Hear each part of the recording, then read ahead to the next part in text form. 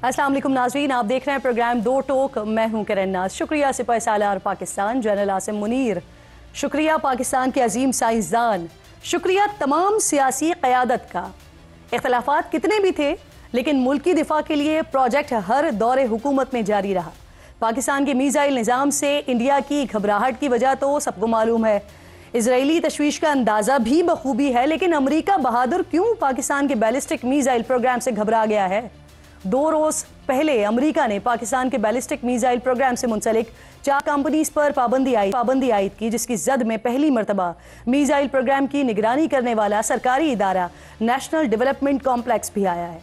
दीगर कंपनीज में Akhtar and sons private limited, Rockside enterprises और एफिलिएट्स इंटरनेशनल शामिल हैं।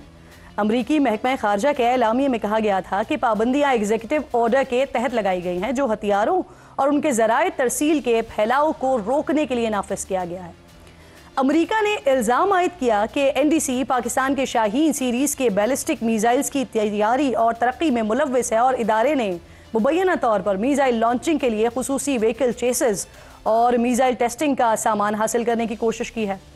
अमरीकी महकमा खारजा के एलामिये में कराची में मौजूद दीगर 3 निजी कंपनीज से मुताल्लिक कहा गया कि ये कंपनीज मीज़ाइल प्रोग्राम के लिए ज़रूरी सामान और मीज़ाइल से मुताल्लिक अशिया एनडीसी को फराहम करने में मुलव्विस रही हैं। तीसरा मौका है नाज़रीन कि जब पाकिस्तानी मीज़ाइल प्रोग्राम से मुंसलिक कंपनीज पर पाबंदियाँ आयद की गई हैं। इन पाबंदियों के जवाब में पाकिस्तान ने फौरी तौर पर अमरीका को 2 टोक एब्सोल्युटली नॉट कह दिया है।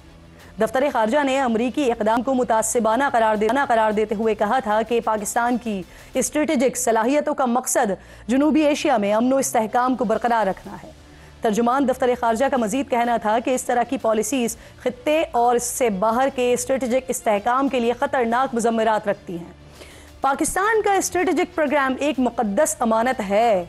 मुल्की दिफा के ज़ामिन मीज़ाइल प्रोग्राम पर इस्लामाबाद के दबंग जवायद वाशिंगटन को इस तरह की उम्मीद नहीं थी। तभी तो पाबंदियों के 2 रोज़ बाद अमरीका के नायब मुशीर बराए कौमी सलामती जॉन फाइनर ने ज़बानी गोलाबारी करते हुए ये बयान दाग दिया कि पाकिस्तान जोहरी हथियारों से लैस ऐसे मिसाइल बना रहा है जो जनूबी एशिया में और उससे बाहर और अमरीका में भी अहदाफ को निशाना बना सकते हैं।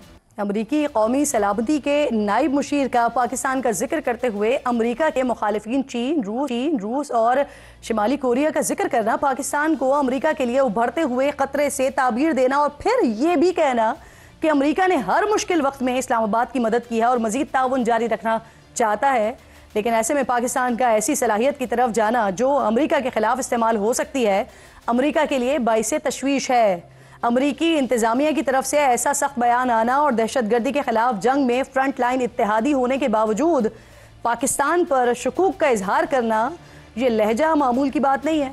ऐसे में सवाल तो उठता है कि क्या ऐसी पाबंदियां पाकिस्तान के लिए कोई मसला हो सकती हैं। तो इस हवाले से सिफारती और सिक्योरिटी माहिरीन की राय ये है कि ऐसी पाबंदियां कोई नई चीज़ नहीं है और ना ही ऐसी चीज़ों से पाकिस्तान पर रत्ती बराबर भी कोई असर पड़ता है। जैसे कि मैंने आपको बताया कि ये इस साल पाकिस्तानी बैलिस्टिक मीज़ाइल प्रोग्राम से मुंसलिक इदारों और सप्लायर्स पर लगने वाली तीसरी पाबंदी है। इस हवाले से BBC उर्दू की रिपोर्ट में माजी और माजी करीब में लगने वाली पाबंदियों की तफसील बताई गई है। रवा साल सितंबर में अमरीका ने एक चीनी रिसर्च इंस्टीट्यूट और कई कंपनीज पर पाबंदी आयद की थी, जिनके बारे में अमरीका का दावा था कि वो पाकिस्तान के बैलिस्टिक मीज़ाइल प्रोग्राम के लिए आलात और टेक्नोलॉजी की फराहमी में मुलव्वस हैं। इससे पहले इसी साल अप्रैल में चीन की 3 और बेलारूस की 1 कंपनी अक्टूबर 2023 में पाकिस्तान को बैलिस्टिक मीज़ाइल प्रोग्राम के पुर्जाजात और सामान फराहम करने के इल्ज़ाम में चीन की 3 कंपनीज पर इसी तरह की पाबंदियां आयद की गई थी। इससे पहले दिसंबर 2021 में अमरीकी इंतज़ामिया ने पाकिस्तान के जोहरी और मीज़ाइल प्रोग्राम में मुबैना तौर पर मदद फराहम करने के इल्ज़ाम में 13 पाकिस्तानी कंपनीज पर पाबंदियां आयद कर दी थी। पाकिस्तान का वो मीज़ाइल प्रोग्राम नाजरीन जिसका तस्करा सितंबर 2024 में अमरीकी महकमा खारजा की प्रेस रिलीज में किया गया था, इसमें दरमियाने फासले तक मार करने वाले बैलिस्टिक मीज़ाइल शाहीन 3 जिसकी रेंज 2750 किलोमीटर और अबाबील जिसकी रेंज 2200 किलोमीटर है शामिल है। माहिरीन का मानना है कि पाकिस्तानी मीज़ाइल्स में ये सबसे बेहतरीन सलाहियत वाले मीज़ाइल्स हैं। अबाबील MRV मीज़ाइल सिस्टम जो दुश्मन के बैलिस्टिक मीज़ाइल डिफेंस शील्ड को शिकस्त देने और बेअसर करने के लिए डिज़ाइन किया गया है।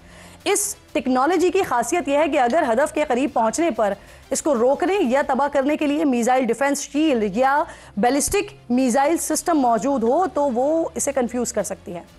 इसकी जो दूसरी खासियत है वो ये है कि एक मिसाइल में कई वॉरहेड्स होते हैं जो आज़ादाना तौर पर प्रोग्राम्ड होते हैं और हर वॉरहेड अलग अलग अपने हदफ को निशाना बनाता है, यानी एक तीर और कई निशाने।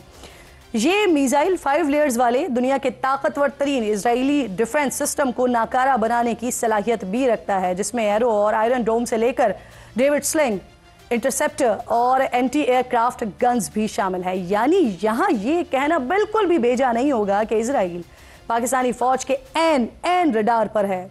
अमरीकी तशवीश की एक बड़ी वजह यह भी है कि अबाबील बुनियादी तौर पर 3 स्टेज मिसाइल सिस्टम है, जिसकी एक बड़ी सलाहियत मोबाइल लॉन्चिंग सिस्टम है, जो किसी भी सरप्राइज हमले की सूरत में न सिर्फ बड़ी आसानी से मुख्तलिफ मकामात पर कैमोफ्लाज किए जा सकते हैं, बल्कि उन्हें बआसानी ऐसी जगह ले जाया जा सकता है जहां दुश्मन उनका पता न चला सके। माहिरीन के मुताबिक यकीनन इस सिस्टम में कोई ऐसी नई डेवलपमेंट हुई है जिसने अमरीकी तशवीश में इजाफा कर दिया है और उसको लगता है कि अबाबील बेहतर वर्जन वाले ज़्यादा बड़े और एक साथ कई वॉरहेड्स ले जाने की सलाहियत हासिल कर लेगा। साथ ही अमेरिका को यह भी फिक्र है कि पाकिस्तान अमी स्पेस लॉन्च व्हीकल न बना ले। पाकिस्तान पहले से 2047 स्पेस प्रोग्राम का विजन रखता है। न्यूक्लियर डिटरेंस के लिए इस प्रोग्राम में सलाहियतें हासिल करना बड़ा इंपॉर्टेंट है, जो हदफ को दुरुस्त निशाना बनाने और दिफाई निगरानी वगैरह के काबिल बनाता है। अमेरिका को खदशा है कि पाकिस्तान फौजी और सिविलियन मकासद के लिए अपना स्पेस व्हीकल लॉन्च कर सकता है, जिससे उसके पास intercontinental ballistic missile fire करने की सलाहियत आ जाएगी। अमरीकी पाबंदियों की हुकूमत और PTI समेत तकरीबन तमाम ही जमातों ने खुलकर मजम्मत की है, लेकिन कुछ इनमें ही ऐसे लोग भी थे जिन्होंने न सिर्फ इस पर बड़ी खुशी का इजहार किया बल्कि इसे खैर मकदम भी किया। बानिए PTI के कज़न हैं और PTI के अमेरिका के साबिक सदर हैं सज्जाद बरकी। इन्होंने एक्स पर लिखा कि ये पाबंदियां तो बस शुरुआत हैं।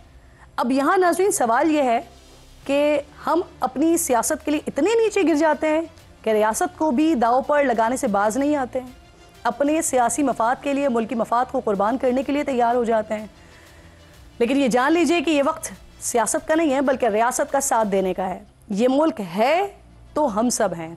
इस पर बात करने के लिए प्रोग्राम में मेरे इंतहाई मुअज़्ज़ज़ मेहमान मुझे इस वक्त ज्वाइन कर रहे हैं। बैरिस्टर अकील मलिक साहब हैं, हुकूमती तर्जुमान हैं बराए कानूनी उमूर हैं। इसके साथ साथ सैयद मोहम्मद अली साहब तज्ज़ियाकार हैं। दोनों मेहमान प्रोग्राम में मुझे ज्वाइन कर रहे हैं। बहुत शुक्रिया अकील मलिक साहब, आपसे बात का आगाज़ करते हैं। सर, ये जो पाबंदियाँ आई, सेंक्शंस आए और उसके बाद फिर एक हमारे सामने एक हार्ड स्टेटमेंट भी आ जाता है, इन सारी चीज़ों को देखते हुए क्या पाकिस्तान की तरफ से ये कोशिश की जाएगी कि जो खदशात हैं अमेरिका को, इसे दूर किया जा सके? बिस्मिल्लाहिर्रहमानिर्रहीम। करीम साहब बहुत बहुत शुक्रिया। देखें, सबसे पहली बात यह है कि ये एक बायलैटरल किसी मल्टीलैटरल उस पहराए में नहीं, एक बायलैटरल पहराए में सैंक्शंस का जो इतलाक किया है या लगाने की कोशिश की गई है, लगाई गई हैं। ये बड़ी अफसोसनाक अमल है। मैं कहूँगा कि पाकिस्तान एक खुद मुख्तार मुल्क है और पाकिस्तान के जो स्ट्रेटिजिक प्रोग्राम्स हैं, ऑफ कोर्स रीजनल सिक्योरिटी को देखते हुए, रीजनल नॉर्म्स को देखते हुए और हमारी जियो पॉलिटिकल और जियो स्ट्रेटिजिक जो लोकेशन है या जो पहलू हैं उसको जांचते हुए, भांपते हुए, एंड स्पेसिफिकली जो साउथ एशियन रीजन में और हमारा हमसाया मुल्क है, उसके ऊपर तो एक बड़ा जो है उनको इजाज़तें भी मिल जाती हैं, उनको कुछ कहा भी नहीं जाता। उनके जो मिसाइल रेंजेस हैं वो 10,000 किलोमीटर या उससे ज़्यादा की रेंज वो रखते हैं। अब यहाँ पे अमेरिका का ये कह देना कि अमेरिका या इनके मिसाइल्स का खुदा ना खास्ता रुख जो है वो दूसरी तरफ होगा, ये बड़ा सरासर जो है मैं समझता हूँ नाइंसाफ़ी है और एक डिस्क्रिमिनेटरी जो एक तरीका अपनाया गया है, इस तरह होना नहीं चाहिए। फॉरेन ऑफिस ने बिल्कुल एक स्ट्रॉन्ग स्टेटमेंट दी है। हम सब ने भी हुकूमत की तरफ से भी बड़ी एक स्ट्रॉन्ग, दफ्तर खारजा की तरफ से, हुकूमत पाकिस्तान की तरफ से ये यकीन दिलाया जाएगा अमेरिका को कि जो उनके खदशात हैं वो दुरुस्त नहीं है। देखिए, ये खदशात का जो फोरम है वो इंटरनेशनल एटॉमिक एनर्जी जो हमारी एसोसिएशन है, उनको अगर कोई ऐसी बात है तो खदशात उनको जाहिर करने चाहिए। अमेरिका ने वन साइडेड जो है, मैं समझता हूँ, देखें ये पहली बार नहीं है, इससे पहले भी अमेरिका इस तरह की सैंक्शंस का इतलाक कर चुका है और इसका कोई इफेक्ट नहीं होने वाला, ज़ीरो इसका इफेक्ट होगा। ये तो बिल्कुल, ये तमाम लोग ही और जो माहिरीन हैं इस मामले में वो सब यही बात कर रहे हैं। लेकिन मैं ये पूछना चाहती हूँ कि ये जो अचानक से इस तरह के सैंक्शन भी आ जाती हैं, फिर उसके बाद इस तरह के स्टेटमेंट्स भी आ जाते हैं, तो इसके पीछे बदएतमादी की रीज़न क्या है? देखिए, मैं समझता हूँ कि किसका लहजा है अमेरिका के लहजे में? इसको किसी सियासी तनाज़ुर में ना देखा जाए। मैं समझता हूँ कि यहाँ पे ये बात बहुत ज़रूरी है कि ठीक है, प्रेसिडेंट ट्रंप आ रहे हैं और वो 20 तारीख को अपना हल्फ भी उठाएंगे और उन्होंने अपने जो एनवॉय नामजद किए हैं और अभी बड़ी बाज़गश चली कि उन्होंने कहा कि किसी को रिहा कर दो। अब पाकिस्तान एक खुद मुख्तार मुल्क होने के नाते हमारी जुडिशरी इंडिपेंडेंट है, हमारा अपना एक अदालती निज़ाम है, उसको देखते हुए जिस किसी ने अगर रिहाई लेनी है पाकिस्तानी अदालती निज़ाम से, उसे वहीं पे अपनी इनोसेंस को प्रूव करना होगा। ये नहीं हो सकता कि किसी के कहने पे या किसी की डिक्टेशन पे पाकिस्तान कहे जी कि बिल्कुल ठीक है हम छोड़ देते हैं, ऐसा नहीं होगा, ना ऐसा हो सकता है। एक चीज़ और क्लियर कर दीजिएगा, आप कह रहे हैं कि इसको सियासी पैराए में ना देखा जाए, तो यानी ये किसी भी तरीके से इसको पीटीआई की तरफ जो लिंक किया जा रहा है कि उन्होंने ऐसा प्रोवोक किया कि उसके बाद ये सैंक्शन हमारी तरफ आ रही हैं, तो आप इसको यकसर मुस्तरद कर रहे हैं? मैं प्रोवोकेशन की हद तक तो ज़रूर कहूँगा, क्योंकि उन्होंने कोई कसर नहीं छोड़ी प्रोवोक करने की।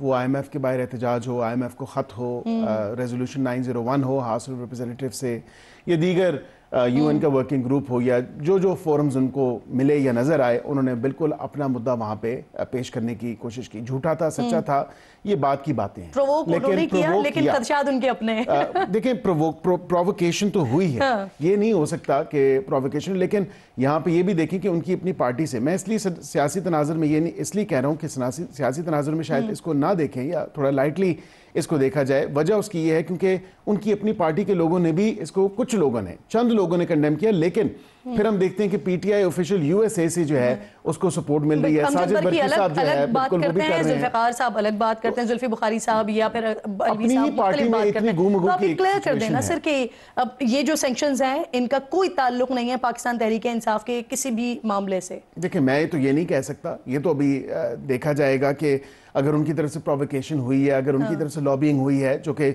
मुतवातिर तौर पे जी बिल्कुल कंसिडर हो रहे हैं ये तमाम तर मामलात के, अगर प्रोवोकेशन और लॉबिंग एक सियासी जमात की तरफ से या उनके किसी फॉरेन एजेंट ने अमेरिका में की है, तो वहाँ पे उसको देखा जाएगा, क्योंकि हमारे पास सबूत मौजूद हैं कि माजी में जिस तरह की उन्होंने लॉबिंग की है वो एग्जिस्ट करते हैं, जो कि एक रिकॉर्ड का हिस्सा है और एक फैक्ट है जिसको डिनाई नहीं कर सकती आप, या पाकिस्तानी कौम डिनाई नहीं कर सकती। अब यहाँ पे डोनाल्ड लू से डोनाल्ड ट्रंप तक का सफर जो तय किया जा रहा है, उस सफर को भी पाकिस्तानी और कौम नहीं, क्या इस बात को भी कंसिडर किया जा रहा है कि वजीर खारजा अमेरिका जाएं और वहां पर जाके जो एक बदएतमादी की फजा है इसको खत्म करने की कोशिश करें? देखिए, मैं ये ज़रूर बता सकता हूँ कि एनवॉयस का जो है अंडर डिस्कशन है अभी। आफिया सिद्दीकी साहब की जो रिहाई के हवाले से हमारी ऑलरेडी एनवॉय गई हुई है, बुशरान जम्बट साहिबा सेनेटर हैं और वो वहाँ पे अमेरिका में जाके उन्होंने मुलाकातें भी की हैं, यहाँ पे अदालत में केस भी चल रहा है। इसी तरह अगर कोई ऐसा मामला है जिस पे हमने कॉन्फिडेंस एक दूसरे का इंस्टिल करना है, दोनों ममालिक ने, उनके कुछ अगर वफूद आए या आना चाहें, बिल्कुल हम उसको भी देखेंगे। यहाँ पे भी हम इस रिलेशन को कैसे बेहतर कर सकते हैं और एक दूसरे पे एतमाद किस तरह बहाल कर सकते हैं, उस एतमाद को किस तरह बढ़ा सकते हैं। तो ये कम अज़ कम ज़रूर है और ये अंडर डिस्कशन भी है कि यहाँ से पार्लियामेंटेरियंस का वफ्द भी अगर जाए तो उसमें भी कोई कबाहत नहीं है, क्योंकि वहाँ पे रेजोल्यूशंस उनके हाउस ऑफ रिप्रेजेंटेटिव्स में जो पास हो रही हैं, जो कि हकाइक से बरक्स हैं, हकाइक के मुनाफी हैं, तो उनको एड्रेस करना जो है पार्लियामेंट्री फोरम्स भी उनका इस्तेमाल किया जाए। बिल्कुल ठीक, बिल्कुल ठीक। अली साहब, ये जिस तरह के सैंक्शंस अभी सामने आए हैं, अगर सैंक्शंस को देखते हैं तो जो इंडिया में हो रहा है और जिस तरह का अमेरिका का दोगलापन है वो हमारे लिए, और जो इंडिया में जो कुछ हो रहा है वहाँ पर कुछ नहीं कहा जा रहा और यहाँ पर जो है वो खित्ते का अदम तवाज़ुन की बात की जा रही है। लेकिन मैं अगर एक पाकिस्तानी के लेंस से देख रही हूँ तो मेरे लिए तो ये बड़े प्राउड की बात है सर कि जिस अमेरिका से सारी दुनिया डरती है वो पाकिस्तान से डर रहा है सर। बिल्कुल, बहुत शुक्रिया आपने मधु किया, बहुत अहम और नाजुक और दिलचस्प मौजू है। देखें, जैसे प्रेसिडेंट साहब ने कहा, मैं 3 पहलू उसके सामने रखूँगा मुख्तसरन। इसका एक सियासी पहलू है अमेरिका की दाखिली सियासत का भी, दूसरा इसका तस्वीराती पहलू है और तीसरा टेक्निकल पहलू है। ये तीनों चीज़ें सामने रखना जामिया अंदाज में ज़रूरी है। सियासी पहलू सबसे दिलचस्प है। और वो ये है कि चंद हफ्ते रह गए हैं बाइडेन एडमिनिस्ट्रेशन के, और अगर आप अमरीकी दाखिली सियासी माहौल को इस वक्त देखें तो आपको नज़र आता है वाज़े तौर पे कि हर जो कौमी सलामती, खारजा पॉलिसी, माशी पॉलिसी का मामला है, उस पे बाइडेन एडमिनिस्ट्रेशन को शदीद तशवीश है कि वो जो भी काम करेंगे, जो भी पॉलिसी बनाएंगे, जो भी इक़दाम उठाएंगे, ट्रंप एडमिनिस्ट्रेशन जो है वो उसको अंडू कर देगी, ज़ीरो से तकसीम कर देगी। आप देख रहे हैं कि ट्रंप साहब खुद भी, एलोन मस्क साहब रोज़ाना ट्वीट करते हैं और वो किसी एक डिपार्टमेंट और पॉलिसी को उठा के उसको ज़ीरो से ज़रब दे देते हैं कि ये तो बिल्कुल फारिग है। ठीक है, तो मैं पुरुमीद हूँ कि ट्रंप एडमिनिस्ट्रेशन जो है, जो गलतियाँ बाइडेन एडमिनिस्ट्रेशन आखिरी जाने वाले दिनों में कर रही है, उनको संजीदा और बरवक्त अंदाज में उसको रिव्यू करेंगे, पहली बात। दूसरी बात ये है कि अल्हम्दुलिल्लाह पाकिस्तानी कौम को मुतमईन होना चाहिए कि इन पाबंदियों का कभी ना कोई असर हमारी तज़वीरातियत पर, दफ़ाई क़ुव्वत पे पड़ा है और ना इंशाअल्लाह पड़ेगा। दूसरी बात ये है कि जो इसका तज़वीराती पहलू है वो वाज़े करना इसलिए ज़रूरी है कि ये जो सैंक्शंस अमेरिका की जानिब से चंद इदारों के हवाले से लगाई गई हैं, तो उस पर फ़र्क क्यों नहीं पड़ता?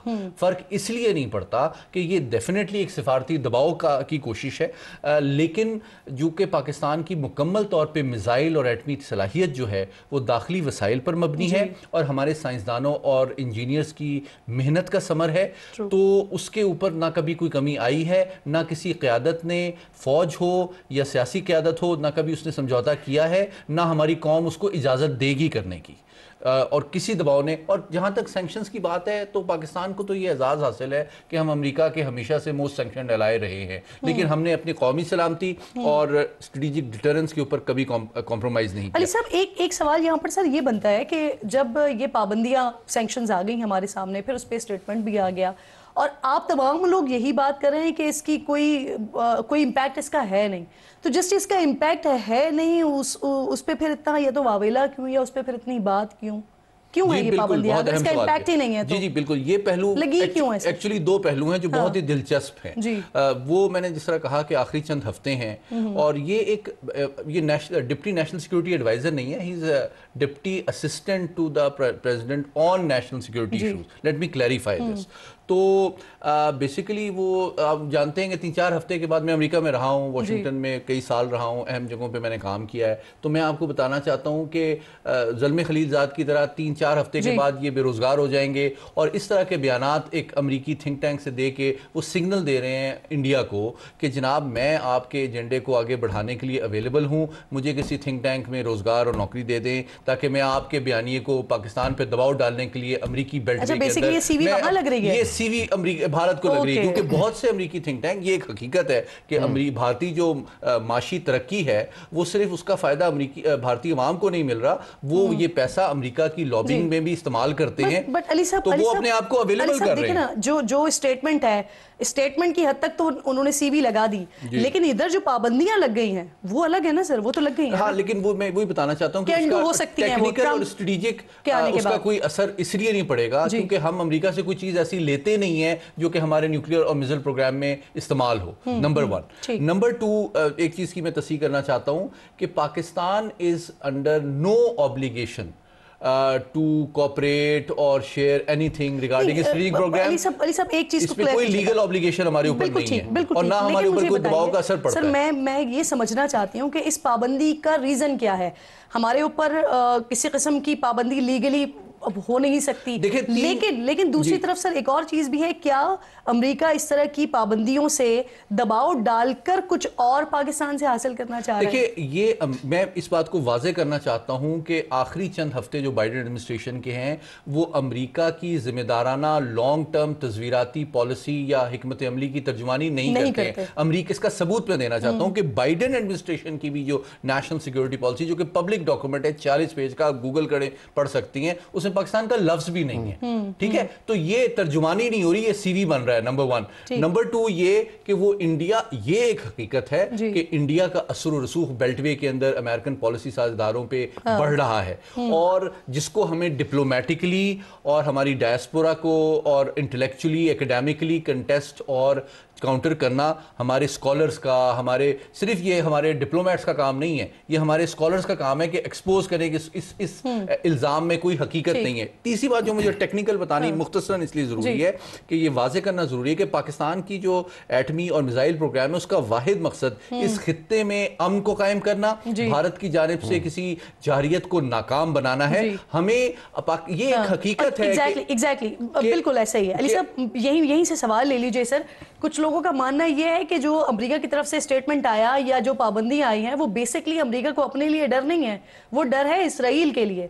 तो क्या वाकई जो हमारे मिसाइल प्रोग्राम है, जो हमारा सिस्टम है, वो इतना है कि जो इसराइल के सिस्टम को नाकाम बना सके और उनको डर इस बात का है कि ये इसराइल के टारगेट पर है, इसराइल को टारगेट किया हुआ है पाकिस्तान? देखिए, मैं as someone who has worked and researched on this subject for many years, मैं आपको एज अ सब्जेक्ट एक्सपर्ट ये बता रहा हूँ कि पाकिस्तान की जो तस्वीराती सलाहियत है, मिसाइल और एटमी सलाहियत, वो दुनिया की किसी भी एटमी ताकत से कम नहीं है।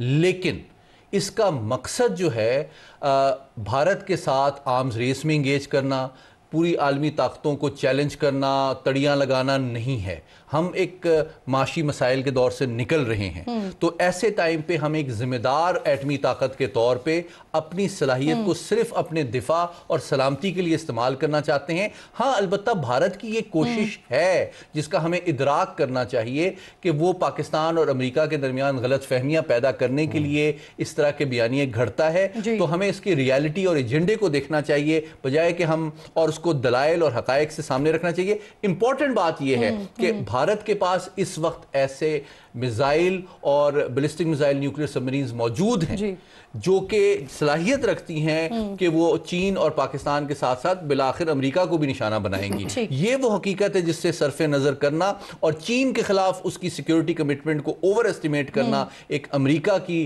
फाश गलती हो। लेकिन सर ये खबर तमाम पाकिस्तानियों के लिए ऐसी खबर है कि वी शुड प्राउड कि हमारे पास ऐसी सलाहियत मौजूद है कि जिससे दुनिया की सुपर पावर जो है देखिए जी, हमारी रेड लाइन भी है और इस खित्ते में अमन की और हमारी फखर की और सलामती की ये सबसे बड़ी जमानत। बिल्कुल ठीक, बिल्कुल ठीक। सर थोड़ा सा पॉलिटिकल साइड पे अकील साहब आ जाते हैं। आज मुलाकात की है वज़ीर आज़म से मौलाना फजल रहमान साहब ने और गालिबन उनको यकीन दहानी भी करवाई गई है उस बिल के हवाले से। गालिबन 1-2 रोज़ में वो बिल जिस हालत में है उसी हालत में वापस आ जाएगा क्या? क्योंकि अगर मैं सदर साहब के 8 एतराज़ात देखती हूँ तो उसके मुताबिक तो ये बिल अब बगैर इसके ऊपर मजीद लेजिस्लेशन हुए, मजीद अमेंडमेंट हुए तो ये बिल अब ऐसे नहीं कानून बन सकता। क्या हो रहा है? देखिए किरण साहिबा, इसमें 2-3 पहलू हैं। कानूनी जो पहलू हैं उनको देखना वो बहुत ज़रूरी है। सबसे पहली बात यह है कि आइन का आर्टिकल 75 इसको रेगुलेट करता है कि जब कोई कानून पार्लियामान से पास होता है, both house of the parliament, फिर वो असेंट के लिए जाता है सदर पाकिस्तान के पास। अगर वो एतराज़ात लगा के भेजते हैं तो फिर उसको वो कंसिडर किया जा सकता है या जॉइंट सिटिंग में वो एक ऑप्शन अवेलेबल है और फिर सदर पाकिस्तान को भेजा जाता है और फिर सदर पाकिस्तान जो है विदिन 10 डेज उसको कानून बनाने के पाबंद होते हैं या कानून को पास करने में ये भी है ना कि 23 दिन गालिबन हो गए थे। मैं बिल्कुल आपकी बात बजा है। मैं इसमें ये ज़रूर आपको कह दूं कि on the floor of the house मौलाना साहब ने अपनी रिजर्वेशंस का इजहार किया। मैं खुद भी मौजूद था उस दिन और बिल्कुल हमारी तरफ उन्होंने देख के पॉइंट करके, लॉ मिनिस्टर साहब भी और मैं भी, तो उन्होंने कहा कि ये तमाम तर कानूनी पेचीदगियाँ और अगर कोई ऐसी बात है तो हमें बताएं ताकि हम फिर उसको बाद में देख के अमेंडमेंट की तरफ भी जा सकें। और कोई ऐसा मामला है, हम बिल्कुल ये नहीं कहते कि बज़िद हैं हम इस तमाम तर चीज़ पे। वज़ीर आज़म साहब की भी इंस्ट्रक्शंस थी। बड़ा सादा सा सवाल किया मैंने, गजट जारी करने जा रहे हैं। मैं उसी पे ही आ रहा हूँ, मैं उसी पे आ रहा हूँ, लेकिन ये थोड़ी सी इसका बैकग्राउंड देना ज़रूरी है। आज बड़ी खुशाइन मुलाकात हुई। खबर आपके पास है लेकिन आप देना नहीं चाहते। नहीं, मैं आपको बिल्कुल खबर भी दे देता हूँ और उसमें कोई ऐसी कबाहत भी नहीं है। यहाँ पे आज बड़ी खुशाइन मुलाकात हुई। वज़ीर आज़म पाकिस्तान जब D8 समिट के बाद आए तो पहली मुलाकात ही उन्होंने मौलाना साहब से की। मौलाना साहब की तमाम तर रिजर्वेशंस जो हैं वो दूर करने की हमें इन ministry of law and justice जो है हमें कहा गया है कि आप दूर करें, और लेकिन हमने कॉन्स्टिट्यूशनल फ्रेमवर्क में रह के ही वो तमाम तर जो रिजर्वेशन है वो दूर कर सकते हैं या विदिन 4 कॉर्नर्स ऑफ लॉ में ही रह के कर सकते हैं। हम बिल्कुल इसमें देख रहे हैं और मंडे को इंशाल्लाह, मंडे या ट्यूसडे को इस पे हतमी फैसला भी हो जाएगा। और मौलाना साहब की जो रिजर्वेशन हम उसको दूर करेंगे। अच्छा, मुझे हमारी बताइए लेजिस्लेटिव कॉम्पिटेंस जो है वो इस्लामाबाद पार्टी की को, हद तक है। यानी आसिफ अली जरदारी साहब को, सदर पाकिस्तान को जो एतराज़ात हैं, 8 एतराज़ात हैं, यानी उनकी जमात को भी इस पर एतराज़ है, तो इन एतराज़ात से मुस्लिम लीग नून को या हुक्मरान जमात को कोई एतराज़ नहीं है और आप मौलाना साहब के साथ खड़े हुए हैं? देखिए, हमारी इसलिए क्योंकि हमारी कमिटमेंट है उनके साथ, और हमारी कमिटमेंट ये थी कि उनकी जो वोट्स थी 24वीं आईनी तरमीम के लिए वो मशरूत थी। वन ऑफ द पॉइंट्स ये भी था, और जब हमने दोनों हाउसेज ऑफ पार्लियामेंट से नहीं, पास वो कर दिया, एतराज़ात आप समझते हैं कि वो सही है, लेकिन क्योंकि आपकी कमिटमेंट है तो आप जो है वो उसी तरह से लेकर आएंगे। किरण साहब, गज़ट हमारी जारी करेंगे। लेजिस्लेटिव कॉम्पिटेंस जो है वो इस्लामाबाद डिवॉल्व सब्जेक्ट्स में 18वीं तरमीम के बाद वो डिवॉल्व सब्जेक्ट्स में हमारी लेजिस्लेटिव कॉम्पिटेंस जो है वो सिर्फ इस्लामाबाद आईसीटी की हद तक है, और यहाँ पे कितने को मदारिस रजिस्टर हो जाते हैं। आज तो मौलाना ताहिर अशरफी साहब ने भी कह दिया कि अगर 2 पैरेलल निज़ाम में अगर रजिस्ट्रेशन हो तो उसमें भी कोई ऐसी बात नहीं है। तो इस्लामाबाद की हद तक तो इतने कोई मदारिस रजिस्टर भी नहीं होते, लेकिन यहाँ पे हम लेकिन सर आपने कमिटमेंट तो कर दी, लेकिन अगर बिल में कोई खामियां हैं, कोई गलतियां हैं, तो फिर उसकी जिम्मेदारी तो आप पर आएगी ना सर। लेकिन हम वो तमाम तर चीज़ों को दूर करेंगे ना। हमने तो जब पेश भी आपने किया है, देखिए हम बिल्कुल पेश भी हमने किया, हमने पास भी किया दोनों हाउसेज ऑफ पार्लियामेंट से। वहाँ से एक लीगल एतराज़ आया, उसको हम मिनिस्ट्री ऑफ लॉ में जो लीगल एतराज़ात होंगे उनको दूर करेंगे। मौलाना साहब के साथ जो कमिटमेंट है उसको भी ऑनर करेंगे, उनकी रिजर्वेशन को भी दूर करेंगे, और with in the legal framework में रहते हुए हम तमाम तर ये मामलात करेंगे। और कोई कानूनी पैकेज भी लेकर आ रहे हैं जो जी बिल्कुल लेके आ रहे हैं, और ये बड़ा इम्पॉर्टेंट है। हम काफ़ी टाइम से जो है सीआरपीसी पे काम कर रहे हैं, जो क्रिमिनल प्रोसीजर कोड है, और उसमें तकरीबन हमने 95 के 96 जो है अमेंडमेंट्स हमने इंट्रोड्यूस करवाई हैं, और वो खुशाइन बात है। वो इसलिए है कि 26वीं आईनी तरमीम के बाद हम ये चाहते थे कि इसका ट्रिकल डाउन इफेक्ट भी हो, लेकिन सीआरपीसी में जो हमने अमेंडमेंट्स इंट्रोड्यूस करवाने जा रहे हैं उसमें स्पीडी ट्रायल है, उसमें हम मॉडर्न डिवाइसेस के इस्तेमाल, एविडेंस की रिकॉर्डिंग में, स्टेटमेंट्स की रिकॉर्डिंग में, ऑडियो और वीडियो दोनों, और उसके साथ साथ खवातीन और बच्चों के लिए भी कि वो अगर अपनी स्टेटमेंट रिकॉर्ड करें तो at a place of their convenience वहां पे वो स्टेटमेंट पुलिस वाले रिकॉर्ड कर सकते हैं। उसके साथ इलेक्ट्रॉनिक एविडेंस की भी बात है, लेकिन ट्रायल को जो कंप्लीट करना है, और ये सबसे जरूरी बात है आम पाकिस्तानी शहरी के लिए कि 1 साल के अंदर जज पाबंद होगा उस ट्रायल का फैसला करने के लिए। मेरे पास वक्त बिल्कुल खत्म हो गया है, लेकिन मुझे सिर्फ ये बता दें आप लोग के मुज़ाकरात के हवाले से ये कब से मामला शुरू होने जा रहा है? सर आपके पास खबरें होती हैं, इसलिए मैं आपसे पूछ रहा हूं। मैं बिल्कुल आपको ये बता सकता हूं कि हमारी संडे से हो रहा है, फैसला आने से पहले हो रहा है। फैसला आने से पहले इंशाल्लाह उम्मीद है कि हम सिर्फ वज़ीर आज़म साहब का बन रही है, हमारी तरफ से कमेटी मैं कमेटी के मेंबरान, मैं ये आपको जरूर बता सकता हूँ कि जो स्पेशल पार्लियामेंट्री कमेटी बनी थी जो नेशनल असेंबली में, उसी को कॉम्पोजिशन को देखते हुए जो उसमें सीनियर लीडरशिप है उसको जो है एज क्लोजली एज पॉसिबल उसको रखा जाएगा। कमेटी बन जाएगी, मुज़ाकरात का अमल हो सकता है संडे तक शुरू ना हो, लेकिन कमेटी एक्सपेक्टेड है कि संडे तक बन जाए और उसमें रिफ्लेक्शन हो हमारे तमाम तर इत्तेहादी जमातों की, जो हमारे साथ इत्तेहादी जमातें हैं उनकी भी। सही, बहुत बहुत शुक्रिया आपका। बैरिस्टर अकील मलिक साहब साथ मौजूद थे। अली साहब बहुत बहुत शुक्रिया आप दोनों मेहमानों का। एक छोटा सा ब्रेक लीजिए नाज़रीन, ब्रेक के बाद वापस आते हैं। पाकिस्तान तहरीक इंसाफ क्या सोच रही है अमेरिका से जो चीज़ें हो रही हैं उस पर भी, और मुज़ाकराती कमेटी के हवाले से अब हुकूमत की तरफ से भी बात आ गई है सामने कि बनने जा रही है। बात करते हैं ब्रेक के बाद।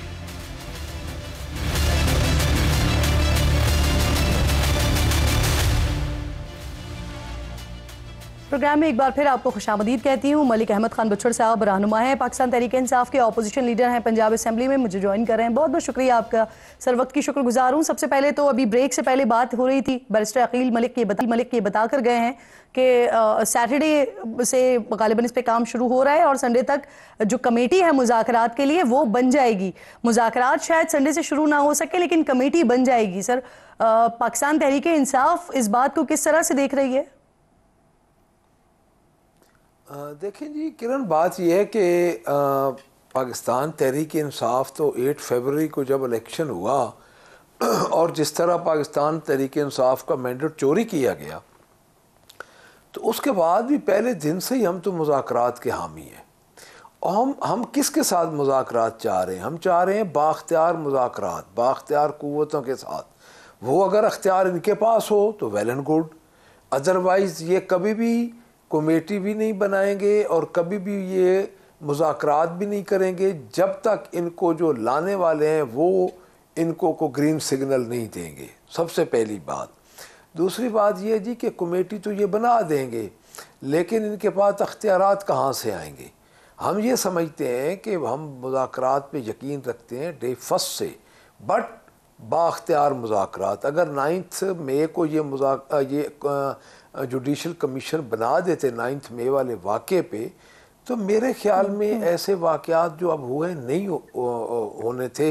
ये इनकी, सर मुझे ये बताइए कि बेख्तियार मुज़ाकरात और बाइख्तियार मुज़ाकरात का जो पैमाना है पीटीआई की नज़र में वो क्या है सर? किरण, इसमें ये तो ओपन शट एक चीज़ है, सारा कुछ आपको भी पता है कि बाख्तियार मुज़ाकरात तब होंगे जब तीसरी क़ुव्वत उसमें इंटरवीन करेगी।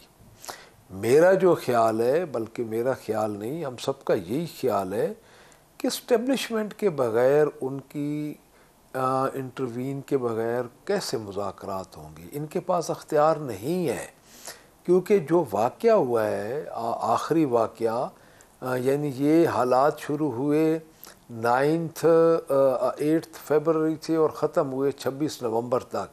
इस दौरान किरण, अगर आप तमाम तर वाक़यात देखें तो पाकिस्तान मुस्लिम लीग निवास के क्रेडिट में सिवाय पाकिस्तान तहरीक इंसाफ के लोगों को पकड़ने के, उनके वर्कर्स को मारने के, उनके घरों में दाखिल होने के, लेकिन मलिक साहब अभी देखिए आपकी जमात की तरफ से ही ये इनिशिएटिव लिया गया, आप ही के लोगों ने फिर ये बात करना शुरू की कि हम हुकूमत से मुज़ाकरात करने के लिए तैयार हैं।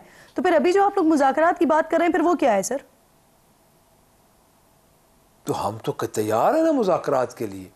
हम तो किरण यही तो कह रहे हैं कि देखें, ये पहली दफ़ा हुआ है कि अपोजिशन ने मुज़ाकरात के लिए कमेटी बना दी है और गवर्नमेंट अभी सोच रही है। इनिशिएटिव कौन लेता है? हमेशा इनिशिएटिव गवर्नमेंट लेती होती है। और जिस तरह इन्होंने खान साहब को वो बेसलेस मुकदमात में अंदर रखा हुआ है, खान साहब की बहनों को इन्होंने उठाया, और खान साहब की बीवी जो 9 माह अंदर रहीं और उसके बाद उन पे बेसलेस मुकदमात हुए और आखिर उन पे 302 के मुकदमात हो गए। आज हमारे 24 यानी 26 नवंबर के बाद आज हमारे 2 बंदे। मलिक साहब वैसे थोड़ी सी तस्सीह के लिए सर, थोड़ी सी तस्सीह के लिए, जैसे असेंबली बनी थी वज़ीर आज़म साहब ने फौरी तौर पर, वो चाहे उससे पहले आपकी हुकूमत में हो, उस वक्त भी शहबाज शरीफ साहब ने सबसे पहला इनिशिएटिव लिया था। उन्होंने कहा था कि बात करते हैं, बैठते हैं। और अब जब हुकूमत बनी थी तो वज़ीर आज़म साहब ने ये इनिशिएटिव लिया था कि बैठकर टेबल पे बात हो सकती है, मुज़ाकरात किए जा सकते हैं। लेकिन आप लोगों की तरफ से बारहा जिस तरह के अलक़ाबात का इजहार किया जाता था और कहा जाता था कि इन लोगों से बात ही नहीं हो सकती। अब सर आपने भी ये कदम उठाया, हुकूमत भी बनाने जा रही है, अब दोनों तरफ से संजीदगी दिखाई दे रही है। तो अब क्या ये मामलात आप लोगों की तरफ से फाइनलाइज हो गए हैं, या ये कुछ अंदर खाने डिसाइड हो गया है कि पहली मीटिंग कब होने जा रही है, क्या होने जा रहा है मुज़ाकरात के हवाले से? देखिए किरण, पहली मीटिंग तो हुकूमत ने करनी है ना, इनिशिएटिव तो हुकूमत लेती होती है। अब हमने तो बना दी, हमें तो हुकूमत ने कहना है कि आए बैठें। अब हमारी कमेटी तो बन चुकी है। मैं वही अर्ज़ कर रहा हूँ कि जब ये गवर्नमेंट आई, हम तो ये समझते हैं कि फॉर्म 47 की गवर्नमेंट, और समझते नहीं है भी नहीं। तो इनको पहली दफ़ा ही हमारा मुतालबा क्या था? हमारा मुतालबा था 9 मई का जुडिशल कमीशन बना दिया जाए। तो अगर ये जो मैं बाख्तियार पे ज़ोर लगा रहा हूँ कि अगर ये इनके पास अख्तियार होता तो इनके लिए ये मामूली काम था। जुडिशल कमीशन बनना कोई इतना बड़ा काम नहीं था, बट इन्होंने वो नहीं किया बिकॉज इनके पास अख्तियार नहीं था। अब भी हम ये समझते हैं कि अपोजिशन तैयार है संजीदगी के साथ मुज़ाकरा था आपने की कि इस वक्त जो सर शेर अफजल मरवत साहब बड़ा खुलकर बात कर रहे हैं, और वो ये कह रहे हैं कि जब मुज़ाकरात की बात हो रही होती है या जब मामलात सही हो रहे होते हैं तो दोनों तरफ से, वो कुछ पाकिस्तान तहरीक इंसाफ के अंदर से कुछ लोग, कुछ हुकूमत की तरफ से लोग जो हैं वो इन चीज़ों को सबूताज करने की कोशिश करते हैं। तो अब राय के शेर अफजल मरवत साहब, उन्होंने ही इमरान खान साहब की सज़ा के हवाले से, जो कि अल-कादिर ट्रस्ट का फैसला आने जा रहा है पीर को, उसके हवाले से वो ये कह रहे हैं कि शायद खान साहब को 14 साल तक की सज़ा सुनाई जा सकती है। पाकिस्तान तहरीक इंसाफ के कुछ लोग ये भी कह रहे हैं कि इसके बाद ये सज़ा सेट असाइड भी हो जाएगी। लेकिन उनके इस स्टेटमेंट को, शेर अफजल मरवत के स्टेटमेंट को पाकिस्तान तहरीक इंसाफ किस तरह से देख रही है और क्या एक्सपेक्ट कर रहे हैं आप लोग? देखिए किरण, उनका ज़ाती स्टेटमेंट हो सकती है कि पार्टी की तरफ से तो है नहीं, तो आप किसी की ज़ाती स्टेटमेंट पे कोई कदर नहीं लगा सकते। उनकी ज़ाती सोच है। जो अर्ज़ मैं कर रहा हूँ ना आपको, वो ये कर रहा हूँ कि मुज़ाकरात के लिए अगर संजीदा ये गवर्नमेंट है तो आपको अगले 2-4 दिन में पता चल जाएगा। क्योंकि एक तरफ तो ये मुकदमात करते हैं और बेसलेस मुकदमात होते हैं। खान साहब की बहनों को इन्होंने डी चौक से पहले जो एक मुकदमा हुआ, एक एहतजाज हुआ, वहाँ से उठाया, और आखिरी खान साहब की बेगम पे इन्होंने 302 का मुकदमा किया, और जो गोली चली डी चौक पे, और अभी भी ये कहें कि हम कुछ नहीं करते। देखें, मैं आपको एक अर्ज़ कर दूं किरण, मैं एक सियासी वर्कर हूँ और मैं कतई ये उम्मीद नहीं कर रहा था कि किसी भी सियासी जलूस पे, किसी भी सियासी इज्तिमा पे एक अपने आप को इलेक्टेड वज़ीर आज़म कहने वाला बंदा जो उस वक्त रियासत का सरबराह हो, वज़ीर आज़म भी सरबराह होता है पार्लिमानी निज़ाम में, तो उसके दौर में डायरेक्ट गोली चलाई जाए निहत्ते लोगों पे। अगर लोग डी चौक किरण पहुंच भी गए थे तो डी चौक को पाकिस्तान से बाहर है। देखो किस तरह उन्होंने लोगों पे एक फस्तायत के जरिए उन्होंने गोलियां चलाई। और मलिक साहब, आप मुझे बताइए सर, आप पंजाब में अपोजिशन लीडर हैं, असद कैसर साहब सर आपकी पार्टी के अहम रहनुमा हैं, उनकी तरफ से ये दावा किया गया है कि पंजाब में लोगों को तंग किया जा रहा है, उनके अरकान को, आपके अरकान को इस्तीफा देने पर उनको मजबूर किया जा रहा है। कौन लोग तंग कर रहे हैं सर आपके अरकान को? कौन इस्तीफा देने पर मजबूर कर रहे हैं और कितनी तादाद है इन अरकान की? देखें जी, जो पंजाब असम्बली की तादाद है, आई थिंक असद कैसर साहब ने की है MNAs की बात। पंजाब असम्बली की जो तादाद है, जो हमारे MPs हैं 107, पूरी तरह वो डटे हुए हैं और फस्तायत का शिकार हैं। एक एक बंदे पे 10-10 पर्चे हैं और अभी रिसेंटली उन पे FIR हुई हैं। हमारे काजी अहमद अकबर साहब एक हमारे MP हैं पिंडी से, उनके घर में इतनी फस्तायत, इस बात को मुस्तरद कर रहे हैं पंजाब असम्बली के किसी भी रुकन को इस्तीफा देने पर मजबूर नहीं किया जा रहा? जो उन्होंने MNAs की बात की है, उन्होंने किरण असद कैसर साहब ने MNAs की बात की। आप कॉन्टेंट्स नहीं समझ रही। पंजाब असम्बली के जो MPs हैं, मैं उनकी बात कर रहा हूँ, वो अपने MNAs की बात कर रहे हैं और MNAs को बिल्कुल इस्तीफे भी देने के लिए मजबूर किया जा रहा है और उनको वफादारियां तब्दील करने के लिए। अगर ये MNAs की बात हो रही है या MPs की बात हो रही है, चलिए आपकी बात मानते हुए कि MNAs को इस तरह से मजबूर किया जा रहा है, अगर ये 26वीं आईनी तरमीम से पहले होता हुआ आप इसका दावा कर रहे होते तो समझ भी आ रही होती, लेकिन अब तो ना हुकूमत को कोई मुश्किल दरपेश है और ना कोई नंबर गेम का मसला है, तो फिर ऐसा क्यों किया जा रहा है? देखिए, मैं आपको एक बात बताऊं, हमें क्यों पकड़ रहे हैं? देखिए, हमारे घरों में क्यों दाखिल हो जाते हैं? सिवाय नून लीग के क्रेडिट में इस 10 महीनों में पाकिस्तान तहरीक इंसाफ को क्रश करने के अलावा कि इनके क्रेडिट में क्या है?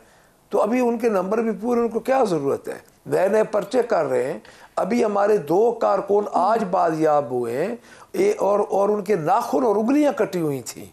मैं आपको उनकी तस्वीरें दिखा सकता हूँ। पिंडी आज वो पेश हुए हैं अदालत में इस्लामाबाद में, और एक बच्चा हमारा जिसकी भाई के जनाजे में जा रहा था, उसका भाई शहीद हुआ डी चौक में, उसको उन्होंने आज 3 मुकदमात नए में डाल दिया और बंद कर दिया है। देखिए, उनको इनसे क्या फ़ायदा हो रहा है? देखिए, मैं आपको अर्ज़ करूं, वो सिर्फ एक ही काम पे लगे हुए हैं कि पाकिस्तान तहरीक इंसाफ को क्रश किया जाए।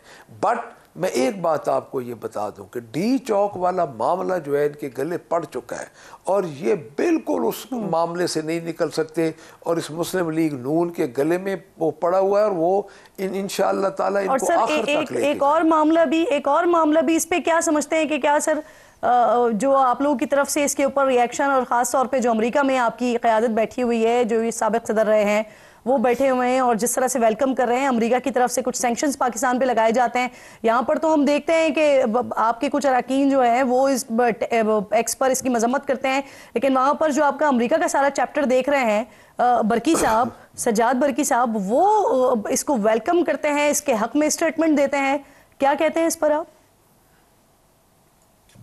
देखिए किरण, को पार्टी पॉलिसी तो ऐसा सच है नहीं कि जिसको मैं कहूँ ये को पार्टी पॉलिसी है। तो एक ज़ाती अगर किसी की मैंने नहीं सजाद बरकी साहब की वैसे वो देखी और ना ही मेरे इल्म में, अगर मेरे इल्म में हो तो मैं आपको बेहतर एक्सप्लेन कर सकता हूँ। बट एक पार्टी पॉलिसी, मैं as a opposition leader Punjab हूँ, तो मुझे तो पार्टी से कोई ऐसी इंस्ट्रक्शन नहीं आई कि आप इस लाइन पे काम करें। आप लोग अगर होगा मौजूदा सैंक्शन के हवाले से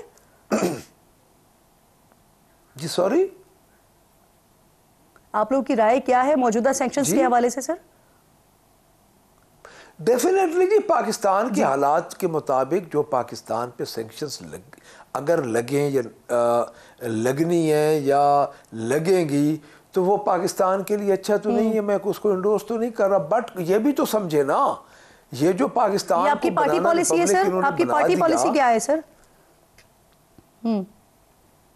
देखिए, हमारी पार्टी पॉलिसी वही है जो पार्टी पॉलिसी किसी भी एक मुहब्बे वतन पार्टी की होती है। हम ये कहाँ चाहते हैं कि ये मुल्क डी ट्रैक हो। जो इस वक्त बैठे हैं वो मुल्क को डी ट्रैक कर रहे हैं। जब आप निहत्ते लोगों पे गोलियां बरसाएंगे, जब आप निहत्ते लोगों को मारेंगे, जब इस मुल्क में कानून नहीं होगा, जब आप कंटेनर से बंदे को नीचे फेंकेंगे जो पूरी दुनिया किरण देख रही है, तो फिर उसमें आप पार्टी पॉलिसी हम क्या मलिक साहब, अगर बुशरा बीबी पर तनकीद करने पर सलमान अहमद साहब को सर पार्टी से निकाला जा सकता है ना, तो सज्जाद बरकी साहब जो कि साबिक सदर रहे हैं अमेरिका के चैप्टर के को आपके देख रहे होते हैं, तो उनको भी फिर इस तरह की जो कि रियासत के ऊपर बाकायदा तौर पर अगर वो कोई हमला करता है और उसके हक में वो बात करते हैं तो फिर उनको भी आपको पार्टी से अलग करना चाहिए सर। देखिए, मैं आपको अर्ज कर रहा हूं ना कि मैंने अभी उनकी ट्वीट नहीं देखी। मैं जब तक कोई चीज देखूं नहीं, उनके कंटेंट्स ना देखूं किरण, तो मैं आपको मैं एक्सप्लेन नहीं कर सकता ना। तो सर 2 दिन से चल रहा है और मैं आपको बता भी रही हूँ, आप जरूर देख लीजिएगा। मलिक अहमद खान साहब, सर बहुत बहुत शुक्रिया आपका, आप मौजूद थे। क्विकली नाज़रीन आगे बढ़ूंगी और अब बात करूंगी 2 माह गुजरने के बावजूद पारा चनार में इस वक्त सूरत हाल जो है वो मामूल पर नहीं आ सकी है। ग्रैंड जरगो और हुकूमती भाग दौड़ के बावजूद ज़मीनी रास्ता बहाल नहीं हो सका है, जिसके बाइस सूरत हाल इंतहाई संगीन है। बाज़ारों और घरों में अशिया की किल्लत है, पेट्रोल ख़त्म हो चुका है, दवाएं मैसर नहीं हैं। DHQ अस्पताल के MS के मुताबिक दवाएं ना होने से अब तक 50 से ज़ायद अफराद दम तोड़ चुके हैं, जिनमें 2 दर्जन से ज़ायद बच्चे भी शामिल हैं। आज खैबर पख्तूनख्वा की एपेक्स कमेटी का अहम इजलास हुआ है, जिसमें क़याम अमन के लिए कुरम में तमाम बंकर्स के खात्मे और ज़िले को असलहे से पाक करने का फैसला किया गया है। फैसले के मुताबिक तमाम फरीक़ैन हुकूमत की सालिसी में एक मुआहदे पर दस्तखत करेंगे। रज़ाकाराना तौर पर असलहा जमा कराने के लिए 15 रोज़ में लाहे अमल देंगे। 1 फरवरी तक तमाम असलहा इंतज़ामिया के पास जमा किया जाएगा और बंकर्स मस्मार किए जाएंगे। इस दौरान इंसानी हमदर्दी की बुनियाद पर ज़मीनी रास्ते को आर्जी तौर पर खोला जाएगा। आमदो और रफ्त को महफूज बनाने के लिए पुलिस और FC मुश्तरका तौर पर सिक्योरिटी फराहम करेंगे। इस पर मजीद बात करने के लिए फैसल ईदी साहब समाजी रहनुमा है कर रहे हैं। बहुत शुक्रिया आपका फैसल ईदी साहब। सर सबसे पहले ये बताइए, आप अद्वियात और दीगर सामान वगैरह लेकर गए हैं पारा चनार, लोगों से भी मिले हैं, क्या सूरत हाल है, किन चीज़ों की ज़रूरत है और क्या चीज़ें हैं जो पहुँचाई गई हैं अभी आपकी तरफ से? हमने कुछ मरीज़ों को शिफ्ट किया है पेशावर की तरफ जिनको इलाज की ज़रूरत थी। उसमें बच्चे भी हैं, कैंसर के मरीज़ हैं और मुख्तलिफ़ बीमारियों के मरीज़ हैं। इसमें ज़ख्मी भी थे, इसमें ब्रेन हैमरेज के भी मरीज़ थे। तो हमने तो कुछ मरीज़ शिफ्ट किए हैं, लेकिन आबादी बहुत ज़्यादा है, मरीज़ों की तादाद भी बहुत ज़्यादा है। फ़ौरी तौर पे वहाँ पे हॉस्पिटल सप्लाइज़ देने की ज़रूरत है, मेडिसिन देने की ज़रूरत है। इसमें इंसुलिन, ब्लड प्रेशर की दवाइयाँ हैं और फिर इमरजेंसी की दवाइयाँ। ऑक्सीजन नहीं है वहाँ पे इमरजेंसी रूम्स में, ICUs में, NICUs में। बच्चों के वार्ड सारे बंद हो चुके हैं और बच्चों की तादाद जो आप बता रही हैं ये बहुत कम है, लेकिन सब अपने मोहतात तरीके से जो है वो फिगर्स कम से कम दे रहे हैं। अगर एग्जैक्टली मैं यही आपसे पूछना चाह रही हूँ, क्योंकि आप वहाँ पर खुद जाकर देख कर आए सिचुएशन को। कितनी है मरीजों की तादाद? मरीज़ों की तादाद तो बहुत ज़्यादा है और हमारा जहाज़ बहुत छोटा है। उसमें हम एक वक्त में 2 या 1 ही मरीज़ शिफ्ट कर सकते हैं। हमें वहाँ पे एक तो या तो बड़े जहाज़ की ज़रूरत है या फिर जो है वो रास्ते खोले जाएं और दोनों फरीक़ैन को एक जगह बिठा के आर्जी तौर पे इनका कोई भी एक सुलहनामा करवाया जाए, ताकि जो है इंसानी अलवियाँ जो वहाँ पे शक्ल इख्तियार कर रहा है उसको रोका जा सके। और अब सर्दी जो है वो बढ़ती जा रही है और इसमें मज़ीद जो है वो हालात ज़्यादा संगीन होने के ख़तरात हैं।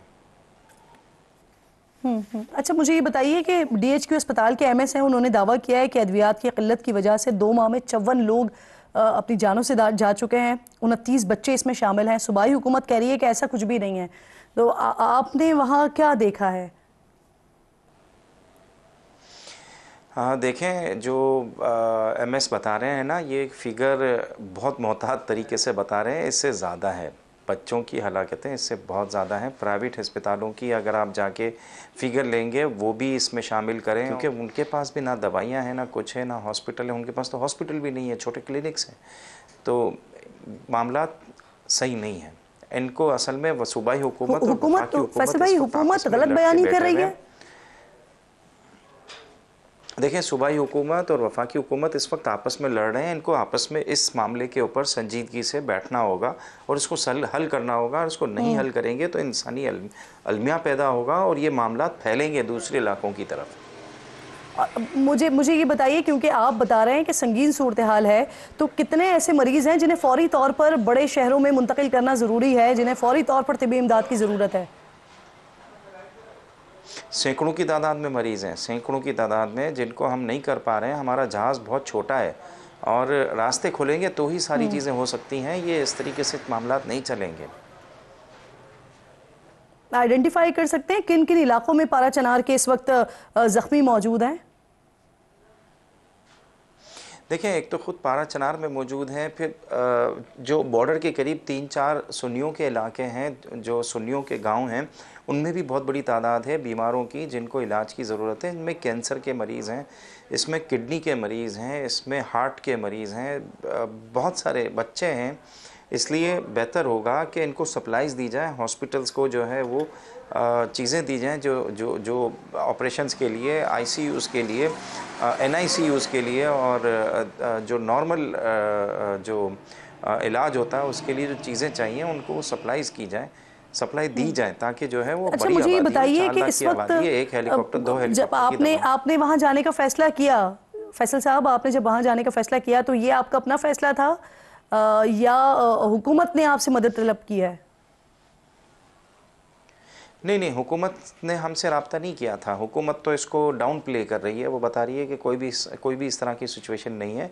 और हमें वहाँ से मुख्तलिफ़ ज़रियों से राब्ते आ रहे थे। हमें मुख्तलिफ़ लोग जो है वो तकरीबन 1 महीने से रब्ता कर रहे थे, लेकिन पिछले आखिर में 15 दिनों से हमने इनसे फिर प्रॉपर फिगर्स लेना शुरू की, बात करना शुरू की। तो हमारे पास ये सामने मसाइल आए। फिर हमने फिर हुकूमत के मुख्तलिफ़ इदारों से परमिशन मांगी वहाँ पे जाने की, तो फिर उन्होंने हमें दी। इसके बाद हम वहाँ पे गए हैं। इसके बावजूद जो है हमें अभी भी जो है वो काम तो करने दिया जा रहा है, लेकिन बहुत सारी चीज़ें हैं जो वहाँ पे मंजर पे लाने की इजाज़त नहीं है। और ज़मीनी रास्ते इस वक्त मुकम्मल तौर पर बंद हैं पारा चनार के? तकरीबन 2.5 महीने से ये ज़मीनी रास्ते मुकम्मल तौर पे बंद हैं। आप कह रहे हैं 2.5 महीने से मुकम्मल तौर पर रास्ते बंद हैं। वहाँ पर बहुत ज़्यादा ऐसी ज़रूरत है कि जो मरीज़ हैं उनके फ़ौरी तौर पर बड़े शहरों में मुंतकिल किया जाए। और आप ये कह रहे हैं क्योंकि आप खुद अपनी आंखों से ये सिचुएशन को, आपकी एनजीओ ने इस पर काम किया, दवाएं लेकर वहाँ पर गए हैं। आप कह रहे हैं कि बड़े जहाज़ों की ज़रूरत होगी कि जिनके ज़रिए उन तमाम लोगों को जो वहाँ पर मौजूद हैं, जो कि ज़ख्मी हालत में हैं, मरीज़ हैं, जिनको फ़ौरी तौर पर बड़े शहरों में मुंतकिल करना है, उनके लिए फ़ौरी तौर पर ही हुकूमत की तरफ से कदम उठाने की, इनिशिएटिव लेने की ज़रूरत है। बहुत बहुत शुक्रिया, आपका प्रोग्राम में साथ मौजूद थे। पारा चनार में इस वक्त एक्चुअल सिचुएशन क्या है वो हमसे डिस्कस कर रहे थे। वक्त ख़त्म हो गया। इंशाल्लाह नाज़रीन से मुलाकात होगी कल। अपना और अपने मुल्क का ख़ास ख्याल रखिए। फ़लस्तीन को अपनी दुआओं में याद रखिए। अल्लाह निगहबान।